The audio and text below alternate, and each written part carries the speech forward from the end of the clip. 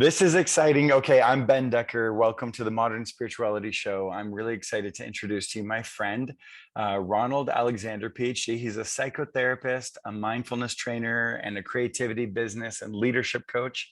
He has a private psychotherapy and executive coaching practice in Santa Monica, California. He's the executive director of the Open Mind Training Program that offers personal and professional training programs in mindfulness-based mind-body therapies, transformational leadership, and meditation. He's the author of the highly acclaimed book, his first book, Wise Mind, Open Mind, Finding Purpose and Meaning in Times of Crisis, Loss, and Change. But we're actually talking mostly today about the new book, Core Creativity, the mindful way to unlock your creative self. And more can be found at corecreativity.com. Thanks for being here, Ron. Super excited. It's a pleasure, Ben. It's good to see you. How was Bali? Bali was amazing. Yeah. Have you been? I was there once in 1994. Yeah. And people oftentimes talk about old Bali and new Bali. What was new Bali like? You know, to be honest, I was living in the jungle in Ubud, and I hear that most of New Bali is in Canggu over on the beach. Yeah. So I didn't get a lot of New Bali, I think, luckily. And it was COVID times when we were there too. So no tourists at all. Oh, wow. Yeah. 5 months. Oh, were you stuck because of COVID, or you just wanted to be there? I just chose to be there. I went there during COVID. And actually on the flight in, we knew we had to quarantine a couple days in Jakarta, 3 days. But then when we had our layover in Tokyo, they announced that it's now a 7-day quarantine, mandatory quarantine. So we had to stay in Jakarta for 7 days, but it was 100% worth it. Amazing experience. So grateful for it. So grateful. Very, very peaceful. Well, I'm really excited. Thank you for asking. Yeah. Are you still in Topanga? Yep. Same Zen house, Zen garden. It's wonderful. Love it. And I just moved to Topanga. Oh, you did? Yeah. What part? I'm here. I'm at a place called Sandstone Ranch. Do you know it? Sure. Yeah. Are you with the musicians? Are you in the house with the musicians? No, but they're over here. My partner and I have our own house on the ranch. Oh, great. Yeah. Yeah, they're a great group of folks. You'd enjoy some of them, particularly a guy named Sam. Sam? Yeah, Sam Broider. He's the lead guitarist of the rock group Hello Forever, and he's the main singer-songwriter lead. Nice. Okay, cool. I'll have to tell him you recommended I reach out to him. Yeah, the entire band is living there. Yeah, they're so cool. We can hear them rehearse. We're pretty far away from them, but we can sometimes hear the drums, especially. Yeah. So we're in Topanga now, and would love to do dinner, something like that with you. Absolutely. Yeah. Well, I was really excited about your new book because I know that you've been putting a lot of work into it over quite some time. How long would you say this book has been in the works? Well, decades, but exactly. Yeah, decades with working with musicians and writers and filmmakers and painters and sculpturists and screenwriters, but the actual length of time was 3 years. It took a year to really focus on getting the book proposal tight, and then about 3 to 6 months sending it out to publishers, and then a year and a half to sit down and buckle up and right away. Yeah, get it done. Well, it's definitely a great book. I've always appreciated your traditional, your combination of traditional Western psychotherapeutic approach, as well as your the Buddhist influence in your work, and I also really have a lot of respect, similar to Ram Dass's work. I have a lot of respect with your openness and exploration of consciousness through psychedelics and things. I remember a few years ago, I was moderating a panel with the late Guru Jagat. Yes. As well as you, Ora Nadrich, and a couple other folks on a panel on this topic. And I was surprised that they gave us the topic, because I didn't choose it, you didn't choose it. Right. They assigned us the topic of psychedelics and mental health, something like that. And I thought that you had some really good, important things to say in there, something specific that I wanted to ask you to share a little bit about, because a recent episode that I came out with was from the former medical director at Passages Rehab in Malibu. Yeah. On psychedelic therapy.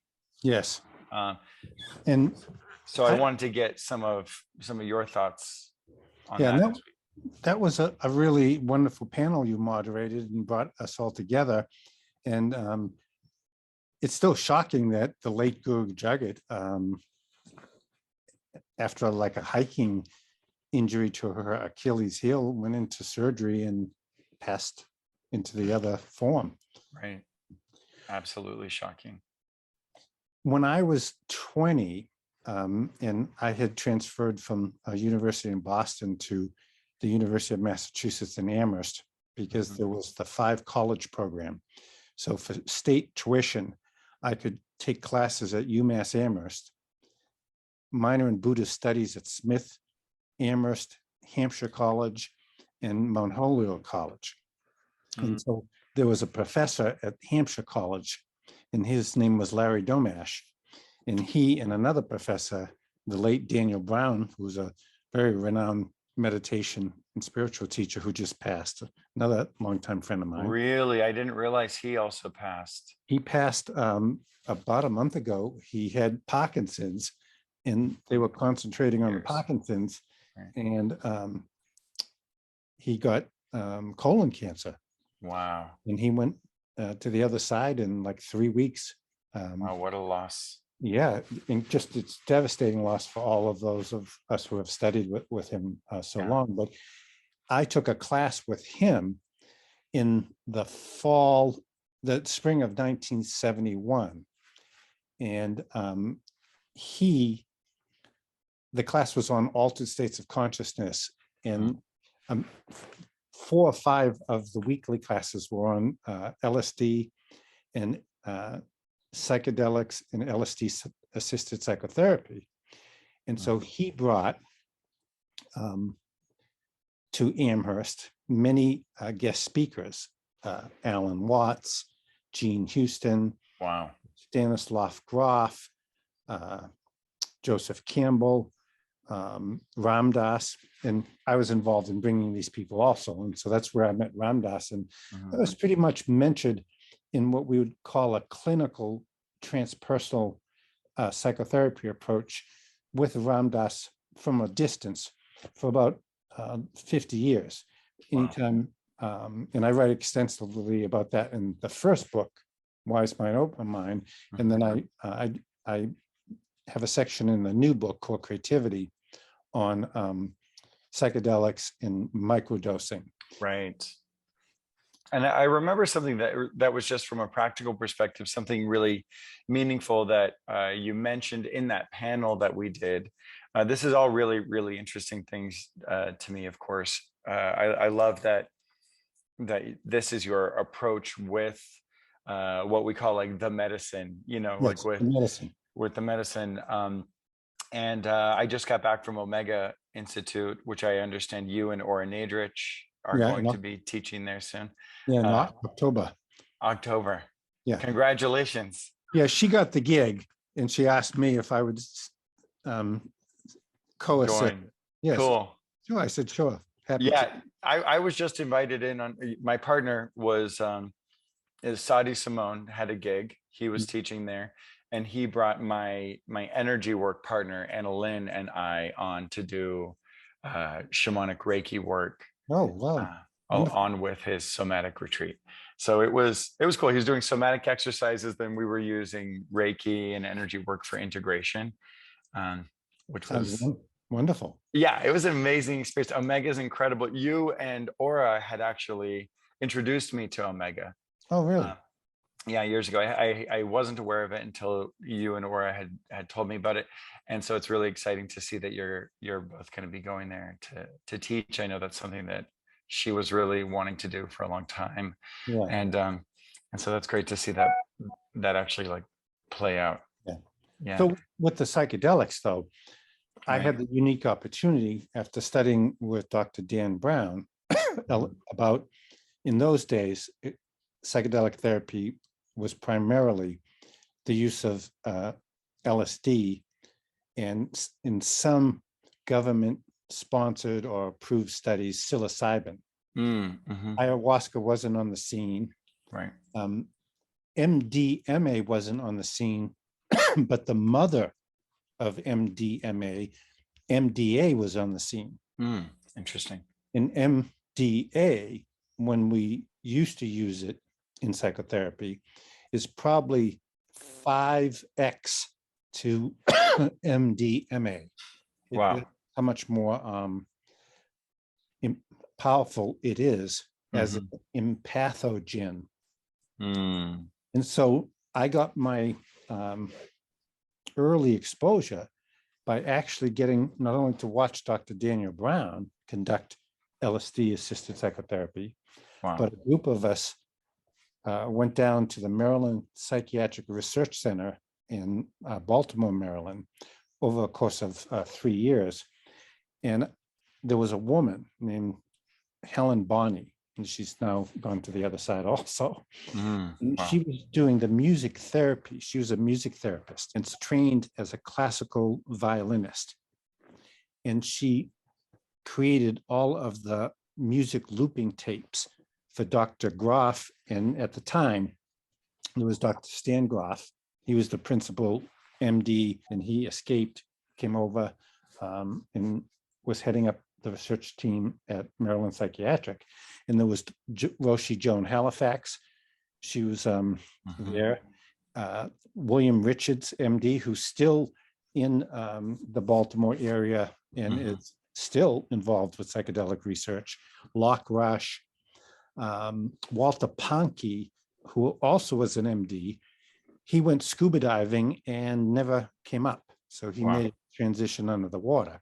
Wow. So I was between 20 and 23, and we would go down every summer and we would spend 2 months and we would get the music therapy training. She was creating all these wonderful tracks for use of Dr. Groff and Dr. Joan Halifax, classical music from her own background, because being a concert violinist. And so then she trained me and a variety of other people on the team. And then we never got to conduct at that time LSD assisted sessions, but we got to watch the masters like Dr. Groff, Roshi Joan Halifax, William Richards, Locke Rush. And so I got my feet really wet very early on, even before I was in graduate school. I had this opportunity to see, well, not only me taking psychedelics as a journeyer, but to watch what it's like to do it at a hospital in a controlled environment, Right. on a bed with blindfold and then headphones with 8 to 12 hours of very beautiful classical music. Right. Love that. I love that so much. What were the kinds of results you were finding? Well, at that time in history, the research teams were focused on the following patient populations: people that were alcoholic and or schizophrenic or gravely disabled. So that was category number one. And the reason why they were focused on how LSD and psilocybin would improve or enhance or assist as a breakthrough with the alcoholic population was, if you go back in history, there's an actual letter between, it's either Mr. Bill or Mr. Bob from the AA movement before they formed AA. And one of them, of the two, I think it's Mr. Bill, wrote a letter to Carl Jung, and Carl Jung wrote back to him and said, you know, you can come to Zurich and you can talk and meet with me. And so when he was in Zurich, Carl Jung said to him, because of the nature, you know, of this disease, that it is just, it breaks so many people, and it's a chemical genetic disconfiguration. I call it, from the Buddhist psychological perspective, it's one of our samsaric patterns that we incarnate through, that we have to work with. However, it's also genetically based. Mm-hmm. So he said to him, I think that the people that are struggling with you, who are fellow alcoholics, would greatly benefit if they were to undergo some form of psychedelic experience.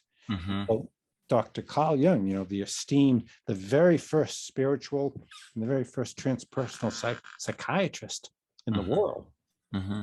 he was, and I can only say from speculation that perhaps he had some psychedelic journeys himself. Right. I was never told that. I did get to meet years later the actual chemist Albert Hofmann from Switzerland, who invented, and if you want, I can tell you that story, but I don't want to get too far adrift, but who discovered by accident the creation of LSD. Wow. So I got to meet him and Angelus, and we created what was called the Albert Hofmann, that's his name. He was an MD, Albert Hofmann Research Library, which has hundreds of thousands of articles and books, all written about psychedelic assisted psychotherapy. And so Ram Dass, who I brought to Amherst to speak about meditation and psychedelics, prior to my being a student in Amherst, he was at Harvard University with Timothy Leary, and they were in the psychology department, and they did earlier psychedelic research studies before Stanis Grof and the Maryland team did. And both of them actually worked with the patient populations of alcoholics and sometimes schizophrenics. The second population that we worked with down in Maryland was creatives. Right. Ministers, pastors, painters, musicians, writers, architects. And we found that both patient populations, whether they were alcoholic, they had some sort of drug addiction, or they were on the creative side, they had profound peak experiences, profound religious experiences of the numinous, oneness. And many of the patients, both at the Maryland Psychiatric Research Center and the Harvard studies, when they did follow-up studies years later, many of them never went back to their addictions because of the profound experiences that they had undergoing psychedelic assisted psychotherapy. And then when we come into the moment, now we have not only microdosing, but we have ayahuasca, LSD, psilocybin, MDMA, ibogaine. Exactly. I was about to say ibogaine or iboga. Yeah. And then there's another one. Oh, we have the extraordinary medicine, DMT. DMT, yeah. It takes 35 minutes. Moment, and you're gone. Yeah. But there's a lot of potential therapeutically for that. Absolutely. And then we have the MAP Society that Rick Doblin founded, like 20 years research studies on the effectiveness of using MDMA to treat PTSD, especially with trauma victims and veterans from Iraq and Afghanistan and Vietnam. That's incredible. So I want to just sort of acknowledge something that's like in the subtext of what you're saying, is that this whole discussion around psychedelic therapy and its viability is not new. This is a very well studied, very thorough, very well understood situation. And that's something that you mentioned on that panel that we had you on a couple of years ago, and something that you said that is in the ether, it is in the zeitgeist and in the conversation. But I thought it was so important that you shared it, and I thought it was so important to reiterate it, because there is that fine line around recreational use or overuse of any kind of substance, and it's sort of like poison and medicine. The difference between poison and medicine is dose, right? So but it's more than just dose. It's also what you introduced me to that day, which I have since gone to explore further in a lot of different ways. So thank you for that. Was set and setting. Yes. Do you want me to elaborate? Yeah, elaborate, please, on set and setting. Um, in my new book called Creativity, there's a section on microdosing and psychedelics. And there's a short few paragraphs. And I'm glad you brought up how psychedelics can be bifurcated as medicine, Right. healing of the mind, the body, and the spiritual body. But they can also have a toxic or poisonous, or what I call a disruptive component for anyone on either side of the spectrum. Unfortunately, for many of us who in the 60s were using the medicine for self-healing. Yeah. We would have 1, 2, 3, 4, 5 fabulous, mystical, rapturous, ecstatic, blissful experiences. And then because LSD as a psychedelic in high dose, I always refer to it as nuclear energy. It's a nuclear medicine. And why I use that term is I always like to say, when you take LSD in high dose, you should have a babysitter, meaning a guide. A sitter, yeah. Sitter. And strap yourself to the mast, because you can injure yourself, hurt yourself by falling over or wandering out. Ramdas once told a story of he was tripping on like 500 micrograms of LSD in Salina, Kansas, because he and I were both consultants to the Veterans Administration Hospital on medication in Topeka, Kansas. And so he and Helen Bonney, that Music in Your Mind, that was the book she wrote, the music researcher, she had a home in Salina, Kansas. So he was out there visiting her, and he was staying at the Holiday Inn. And he had the TV on, and he turned it down. So it was like, and turned to a channel where it was all fuzzy. And he put up the pictures of Neem Crowley Baba and Ananda Mai Ma, and all sorts of Ramakrishna and Nisargadatta Maharaj. And he started, of course, hallucinating. And he was on so much, 500 milligrams, that he decided he was totally naked. He was going to go out and to the parking lot and start knocking on the doors of the other rooms in the house and tell people about God. And he had this other voice that came and said, I don't think that's a good idea. You might end up in a psychiatric hospital if you do that. And so that's why it's really essential that whether you do it with people or you do it with a group, that you have a really experienced clinical guide, someone that can really take you through. Because I remember I had 4 or 5 wonderful trips, and then I had what's called a bad trip. Right. I had a trip that like went on forever, and it was like really disruptive and very painful. Right. Set and setting, step number 1. Right. And then in modern day research, we also sometimes suggest that people mix and match. So let's say you're somebody who has a lot of anxiety because you have a lot of PTSD and early childhood trauma. Right. So nowadays we'll say, well, a person should experience MDMA first because that's a non-hallucinogenic. Right. It's from the neck down. Pathogen, it stimulates more of a bodily positive felt experience. And so then after you're just coming on with that, then to take the more potent psychedelic, because you've got a floor or a ground where the nervous system, as we say in somatic experiencing therapy, the nervous system settles and quiets down. So then you can have the up thrust and the lift off into a much more pleasurable and blissful state. And one more thing about early psychedelic research that I might have touched on at the panel. So we were involved in the research from 70 onwards until the government shut the projects down. But another mentor of mine, he did the very first psychedelic research in America. His name was Oscar Janiger. And so he's the psychiatrist. He had an office in Beverly Hills.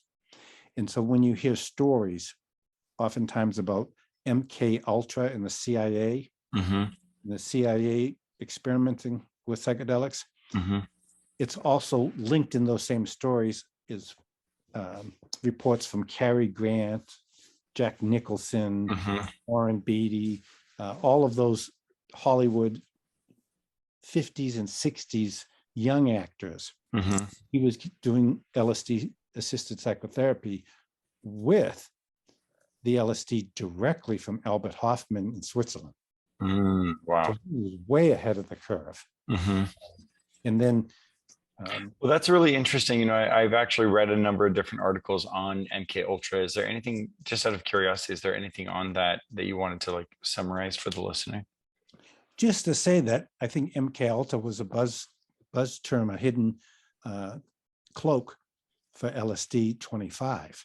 And both the CIA and the military here in America, they were interested in using it, interestingly enough, in a clandestine way to see if they put it into the water of how if they were going to have the Cold War was going to turn into a real war with the Russians.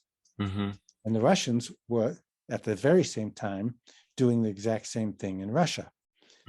Using it, really, they were researching it to see if it could be used as a chemical weapon of warfare. And the clandestine side in America of MK Ultra was that they were lacing, the CIA was lacing members of the military without their permission and without their knowledge. That's why sometimes you hear a very rare story. Very few people have ever actually died from taking a psychedelic. Exactly right. Whereas heroin, cocaine, fentanyl, the barbiturates. But when you hear a story like, you know, such and such was in the military and he jumped out of a fifth-story parking garage in San Francisco. Well, they tracked that back and they found that unfortunate military member had been dosed with LSD and he didn't even know it. So the CIA, and there's a book called Storming Heaven. Storming Heaven, okay. Storming Heaven, and the subtitle might be like LSD, psychotherapy in the military or whatever. But there's a variety of books about the 60s on psychedelics. And the CIA's involvement with MK Ultra is in there. Yeah, that's super interesting. Thank you. I've always appreciated how thorough your understanding of all these things are. Super interesting. Well, there's something I want to talk about, Core Creativity, the new book, because I want to encourage the listeners to check it out. This is a really interesting time. We're in pandemic / post-pandemic world, and we are finding so many people are not comfortable with their normal professions. There's like this whole, they're calling it the great resignation. People are leaving their jobs. They're not feeling creatively fulfilled. They're finding all different kinds of habits or not habits, but more like hobbies to engage themselves in. And I think your book is like the perfect midwife to usher people into their core creativity. So the first question I want to ask about it is, what would you describe as the distinction between what we refer to as creativity versus core creativity? Well, it's a difficult distinction, but creativity is anything that you stumble upon. And oftentimes ordinary creativity or traditional creativity is that, let's say, for example, someone reads a novel and then they write a treatment of a screenplay based upon that novel. So that's an expression of creativity. And then that gets made into a movie. And then that's a further expression of creativity because it involves actors, writers, producers, directors. Yeah, set design, all the things. Set design. So you bring together all of these elements that may have started just by somebody, a screenwriter reading a novel. Core creativity is that somebody was sitting quietly in meditation or having a cup of coffee. Like one of the fine artists that I interviewed, who was a peer of Andy Warhol's, is Ronnie Landfield, and he's in the book. And I asked him, because he paints these incredibly beautiful, like Mott Rothko size paintings in his studio in upstate New York.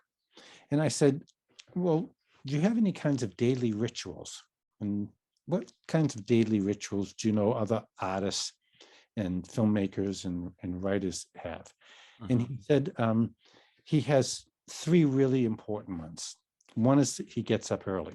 And I found in all of my interviews, 75% of everybody got up at either 5 o'clock or 6 o'clock in the morning, ready to work by 7 or 8. I interviewed Amy Ziering, who is a documentary Academy Award-winning documentary filmmaker who did The Hunting Ground, On the Record, Allen versus Farrow. I actually know Amy. You know, okay, Yeah. great. We met at the Hunting Ground premiere in Beverly Hills at Fantastic. ICM. Yeah. And so she's someone I interviewed, and she gets up every day at 5. And then the second ritual that was really thematic through all the research was most everyone either has a cup of coffee or a tea. And then the third ritual, which was much more diversified and person idiosyncratic specific. For example, Ronnie Landfield, he gets his cup of coffee, gets up early, gets his cup of coffee, and then when he's trying to feel through, he doesn't think through his paintings. Because most creatives, and that's another part of research that I found and I write about in the book, is they're intuitive. So they don't think so much. So he sits, the third ritual that he uses is he sits on his front deck of the studio, and he's up in the Hudson Valley, and he looks at the sky and the clouds. And he says that he awaits for the painting to download and then for it to upload and unfold from his unconscious. Love that. Wow. So when we think about core creativity and accessing our core creativity, getting to that quiet place where it's less about an engagement or a reaction to something in the outside world, more of drawing from that inner core place. What would you say? There's that whole conversation around channeling energy, channeling words. You know, what would you say the relationship between core creativity and channeling would be?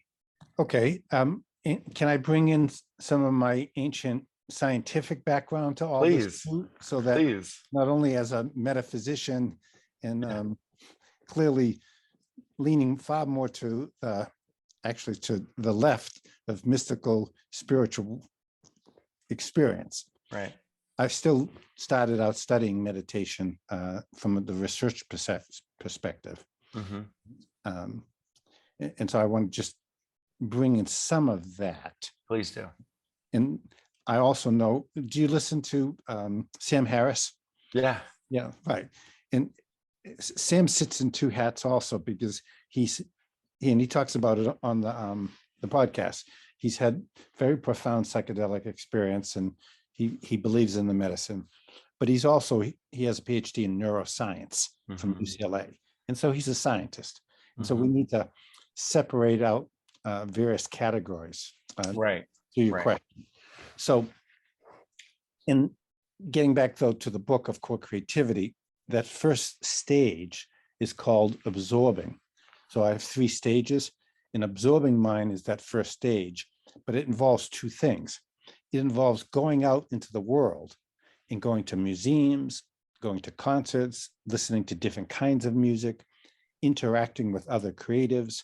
Sometimes on a Saturday or Sunday afternoon, I'll go through Yoko Ono's big book, all of her artwork. I'll read the Dwell magazine, 10 back issues and look at all the different photos that they have of design houses.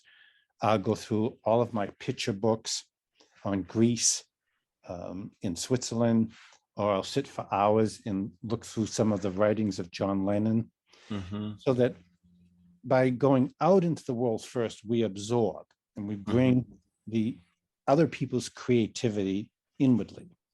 And then in absorbing mine, the second thing that we do is then we either wait for the download or for the internal upload. Then, in terms of, your question was about channeling. So channeling, there's many portals of self-experience. And channels that I've sat with, who I would say are authentic channels, because there's been some cast of characters, I don't think I should name them, but there's been some characters that they talk in a funny British voice. The channel has a strange British or New Zealand, or the channel has a name. Yeah, right. He's an embodied spirit. Right. Well, again, speak freely.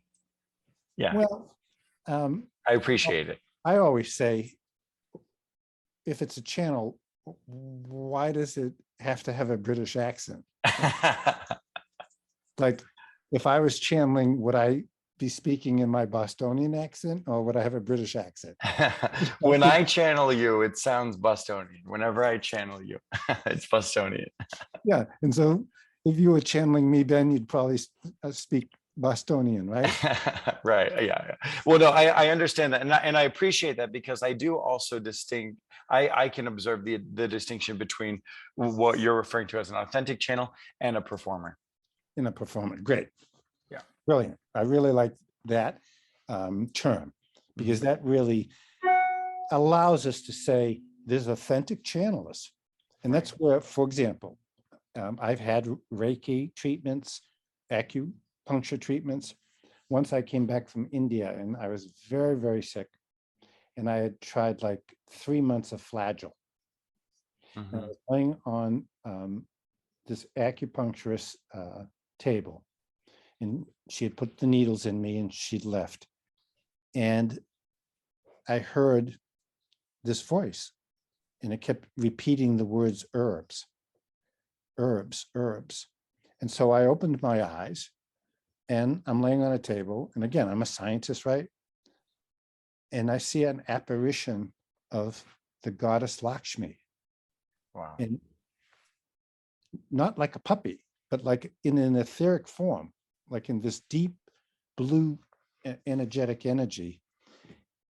And I'm hearing, not with these ears, but I'm hearing with this other set of ears, and she's communicating to me. And so when the acupuncturist came back in, took all the needles out, I said to her, "You're not gonna believe what just happened, but do I pay extra?" You know, I mean, like a whole other movie experience. And I told her about the herbs, and then she looked them up. She put them together for me. And within a month, and I had tried for 3 months with every antibiotic known to man.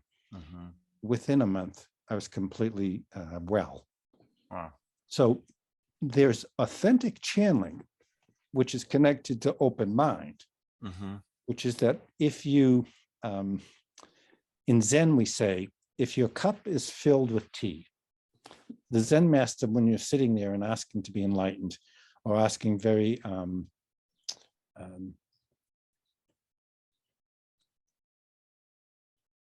you're trying to be smart or coy. Yeah. He'll keep pouring the teapot into your cup until all the water flows over, until you say, "Stop, stop, stop."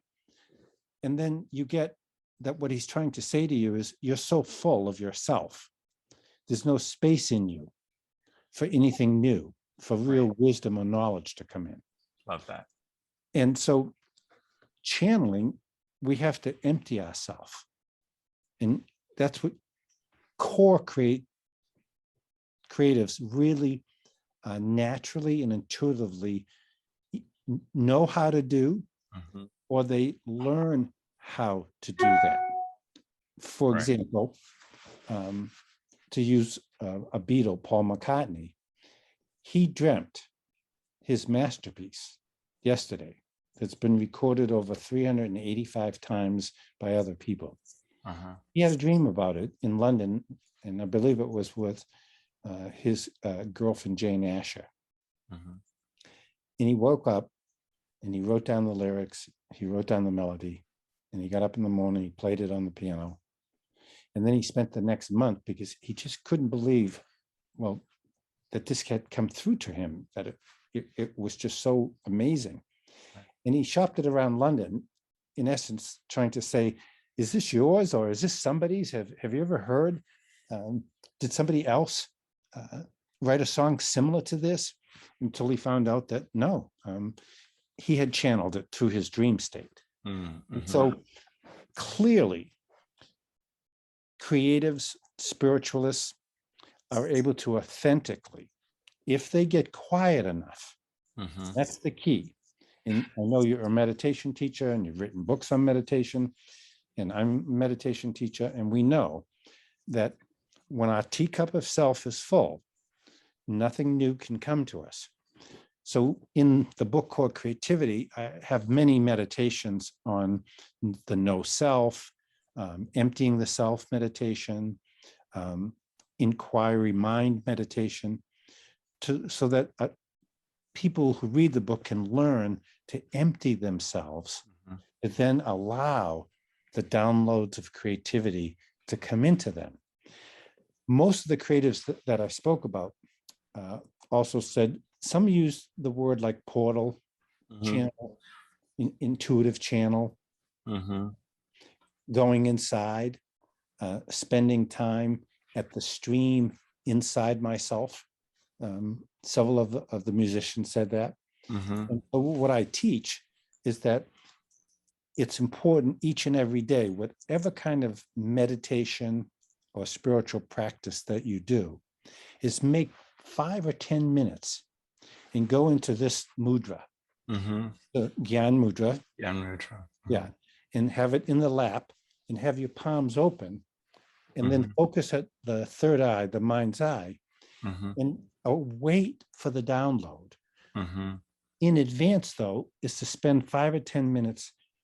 I'm emptying my mind. I'm emptying myself. I'm entering into not knowing. I'm entering into not needing to know.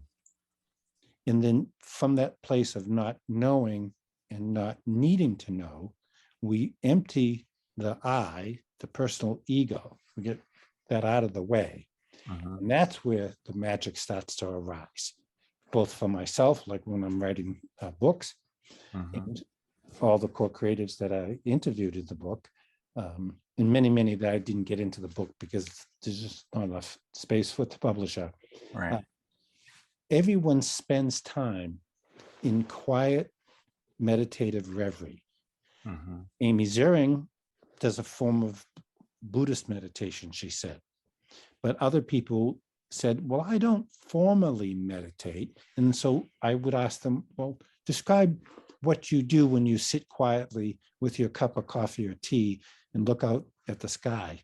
And it was exactly like a Dzogchen, big sky mind meditation. I do want to just have you on again sometime. I think that there's like a lot that you cover that's amazing, that my growing audience would just love to engage with and experience. What I do want to come back to is, you said there were was it 3 steps to accessing core creativity? The first one's absorption. Yeah, first step is absorbing mind. So it's absorbing mind. Yeah. The second stage or step is open mind. That's when you receive the download. Set the stage. The ramp up 2 is absorbing mind. Then the second stage is open mind, where you either receive call it the holy, mystical, the other, or the collective unconscious. It comes up from inside. And I don't make distinctions between those. Right. When people say that they sensorially feel that the painting came up from their stomach or their gut, or they wrote this tune, or the drum sequence came out of their body, then that's where I get into like distinctions. Oh, that sounds more like it came from the intuitive, collective, creative unconscious. Someone tells me they weren't thinking of writing a song, but all of a sudden they started to experience that it just came into their head. Right. Both Bob Dylan and Leonard Cohen describe in their documentaries the experience, and Bob Dylan calls it that he feels that sometimes it comes from like God, or he says, I don't know where it comes from. It comes from that holy other. And Leonard Cohen would say that you have to take time and have patience so that it comes up from inside of you. Right. And the third stage is generative mind, generating mind, which whatever creative activity someone is involved in. And remember, creative activities can also be, if you're working at Snapchat, where I gave a talk last year on creativity, it can be that you're trying to sort through an IT problem with the team, or it can be a marketing problem on the app. And they have over there, they have a meditation and yoga room. And they actually, in the culture, they encourage, like Google does. Google has a mindfulness program called the Inside Out program. And there's encouragement to go from absorbing mind to wise, open mind to generative mind. The third stage is building, creating, manifesting. So whatever you receive, whether it's a download or it's an unfoldment from, I call it an inload, the challenge for anyone creatively, whether they're a painter or a sculptor or a musician, or they're working on an IT problem at Snapchat, is to generate a new creative outcome. Right. That's where you see creativity in action in everyday business activities and marketing, advertising. Right. So that's where the rubber really meets the road, in the three-step process, and the doing something in a certain way, doing something differently based on that download. From Marianne Williamson always says, the voice of God is always speaking. And whenever we listen and we take action from that place, whatever we create is a co-creation between God and man. Yes. Yeah. So that would be like the spiritual / more religious languaging around core creativity, like you're describing. Yeah, and Marianne uses God a lot, as you know, because you know her well. I've only met her a few times at Auras, and had limited conversations, but they were quite engaging. As you know, she's not into bullshit. Right. Very engaging. Yeah, there's no like social tete-a-tete beyond, hi, how are you? And then what can I do for you? What do you want to talk about? Right. She uses the word God.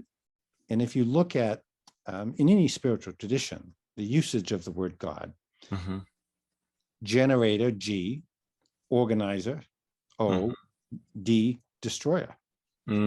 Yes. So God has that generative, the organizing and the destroying aspect to it, qualities that I write about in the book that are really needed. You need to be able to generate, organize, and then after you've created something, you don't destroy it, but you let it go. From after birth, there's life, and then we die.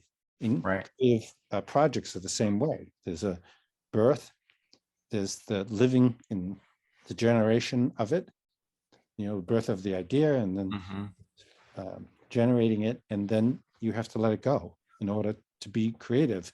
Creatives are really good at letting things go. Right.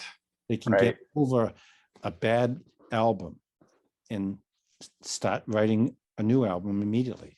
Right. I love that. Yeah, and I think it's really interesting to think about it that way. When it comes to creativity and spirituality, I often think in Genesis, in the beginning, God created. So in the Judeo-Christian Islamic traditions, the first action attributed to the divine is creativity. Mhm. You know, so I love you breaking it down like that: generating, organizing, and destroying.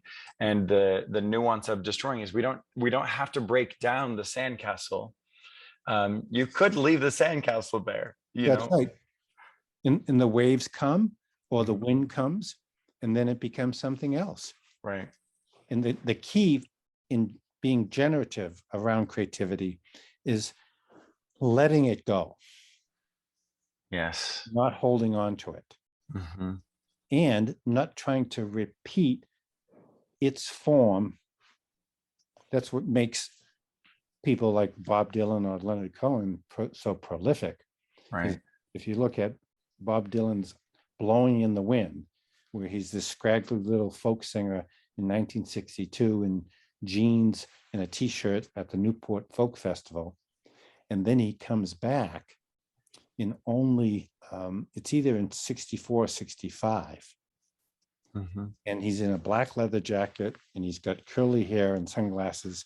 And he's playing with uh, Al Cooper and Mike Bloomfield. Bloomfield was a prolific blues lead guitarist. Because Dylan had done this record, with Subterranean Homesick Blues, Like a Rolling Stone. And there's a song in one of those early records that ties together a lot of what we're talking about of letting go, Hmm. letting things die. And Dylan's song is called Ain't Gonna Work on Maggie's Farm No More. Mm. Ain't gonna work for Maggie's pa no more. Ain't gonna work for Maggie's uncle no more. Ain't gonna work for Maggie no more. And what he's actually doing is he wrote this song, he wrote it, recorded it, and then he goes back to Newport and he's gone electric. And they're booing him, they're throwing things at him Wow. because they want the old Dylan. Hmm. But he's died. The Hmm. old Dylan is gone for him. He Hmm. wants to take music, which he did, and he took music into the completely different stratosphere Love that. with that record. Yeah. Yeah. And with every death, there is a rebirth. It becomes something new. That was so important about what you said. It's something new comes into play. Yeah. Yeah. And that's what creation, I think of when I think about creativity, is something new. The birth and experience of something new. And of course we know about the only constant is change. So anything new, there is like that intuitive relationship with people who are very prolific as creatives. There's an intuitive relationship where it's like, okay, on to the next one. There's another one. I remember one art teacher that I had. I was taking like an oil painting class, and there was a collaborative project we worked on with a group of us. Mm-hmm.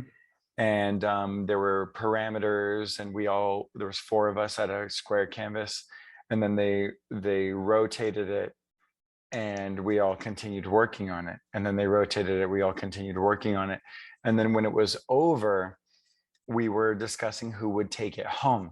Mm-hmm. And the interesting thing was, I had no interest. It was beautiful. I didn't need it. I had no interest in taking it home. For me, it was about doing it. It was the experience of doing it. And I had an art teacher that sort of entrained that awareness into me. And I think my process, as I came up with a number of books in a short period of time. And it was like the offer was there. And it was almost like a challenge came in. And a lot of people were like, that's crazy, blah, blah, blah. You should do this, you should do that, you shouldn't do this, you shouldn't do that. And I just felt like, you know what? The offer is in front of me. And it's like a Right. challenge. Well, And I embraced it. yes, because I've always seen you as a generator. And I think you manifested those books and then drew the publishers to you. Thank you. Just in the same way that they say in spiritual discipline, when the student's ready, the teacher will emerge. I think when you were ready to write, you attracted the publisher to you. Right. So true. Ben Decker's a generative. He's a generative type. He's a creator. Thank you. Yeah, I'm just going to receive that as a full compliment. Thank you. I hope you love your episode. Thank you for being here. This is amazing. I love everything that you have to say. I'd love to have you on again. Anytime. Yeah, and this is going to come out very soon. And everyone, check out the show notes in the description for all of Ron's links, corecreativity.com for more information on the new book. Out everywhere, available everywhere books are sold. Core Creativity by Ronald Alexander. Thank you, Ben. Lots Yeah, of love. thanks, Ron. Lots of love. Talk soon.